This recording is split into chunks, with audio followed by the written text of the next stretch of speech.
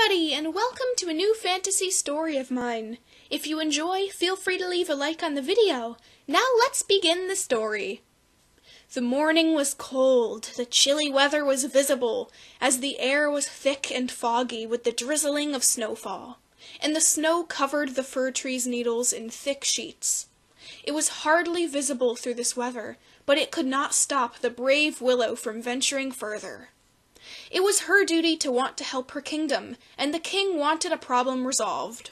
It was quite small to them, but could grow larger if nothing was done about it. See, there in the tundra, a snowy-colored dragon with scales blending into the mist dwelled. This creature was seen taking a chalice from the kingdom and taking it back to its lair.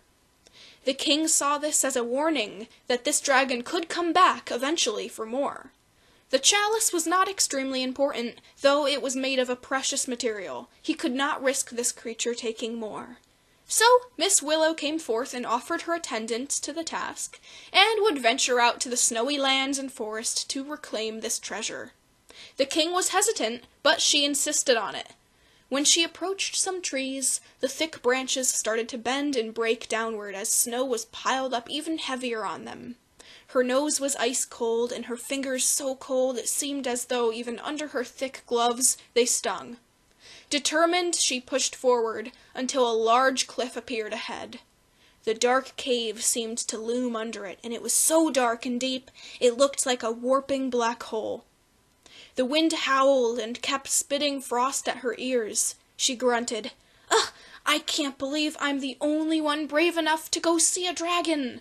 But maybe this isn't what it seemed. You know, this dragon could be kind. You'd never know. It seems I have a good calling when it comes to dragons' behaviors. They seem to be drawn to me more. Perhaps I was right to come here, but it's terribly cold." She complained a little under her breath about the chilly weather, and covered her ears with her furry hat. She approached the cave. As soon as she was inside, the cold winter wind seemed to stop making any sound, and was as though all noise was suddenly paused. It was slightly warmer inside, too. Surprisingly, she held up her lantern and called out into the darkness. "Hello? Anybody here? Dragon?" She called out and called out, not so loud as not to startle the possible beast inside. She stopped as there was no reply, but before she turned around, a gust of puffing smoke and frost chilled her neck, and bared the sound of a large snarling horse, an angry horse. She flung around, the lantern swinging from side to side. Before she could react, she saw, about an inch from her face, not a horse, but a gigantic head of a dragon. Its scales bright as the glaring sun, and an angry scowl on its face. It had sharp teeth and big flappy ears. Its horns were long and twisty and rugged. They were textured like a 100-year-old tree. Before she could even breathe, it bellowed as cold air emanated from its jaws. "Newcomer! Trespasser! Foe! You hold that fire up to me for the last time." She narrowed her eyes and opened her jaws wide. Willow, close enough to the inside of her dragon's mouth, was all that she could see. As soon as she went to duck, the dragon blew a gust of white frosty ice particles at her, attempting to frighten her away. Willow ducked and fled behind the dragon. She called out, "Dragon! I did not mean to enter this cave uninvited. I had no clue it was occupied. I will leave. But I am here to find you, actually. I need to speak to you, so please don't freeze me." Willow quickly exited the cave entrance and stood outside the cold wind again. The dragon now sat and arched her neck down to meet Willow, and then she spoke. "What do you want, young lady?" Willow took a deep breath and was thankful the dragon at least gave her a chance. "Miss, I'm not here to slay you. I am not the knight you think I must be. I am here on the behalf of my kingdom, and our king witnessed a dragon much like yourself take one of our chalices and fly off. I'm here peacefully to retrieve it. Do you know of such thing?" The dragon glared and reached her neck back into the cave and then flung a golden chalice out at Willow. "Take it. I mean no harm." It's hard to fight the dragon's instincts sometimes.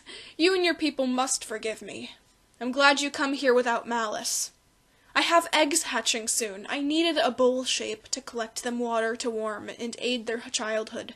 I did not realize that this chalice belonged to your king or your kingdom. See, a dragon sees a shiny object and it usually seems perfect.